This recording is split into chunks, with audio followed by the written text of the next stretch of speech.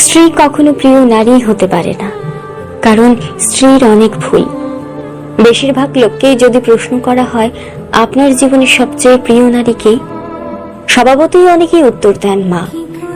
কেউ বলেন মেয়ে, কেউ বলেন বোন, কেউ বা বলেন নানি, কারণ সে তাকে কোলে পিঠে করে মানুষ করেছে।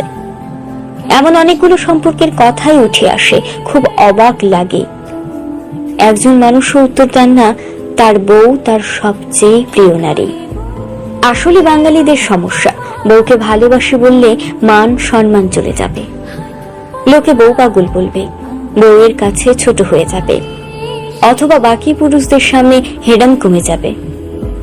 এমন একজন মানুষও কি নেই যার হাসপাতালে বেডের পাশে নির্ঘুম রাত কাটিয়েছে তার স্ত্রী, অথবা একসাথে জীবনের যুদ্ধটা করবে বলে বাবার বাড়ির অভিজাত্যকে দূরে রেখে স্বল্প বেতনের ছেলেটার হাত ধরে বাবার বাড়িটা ছেড়ে এসেছে।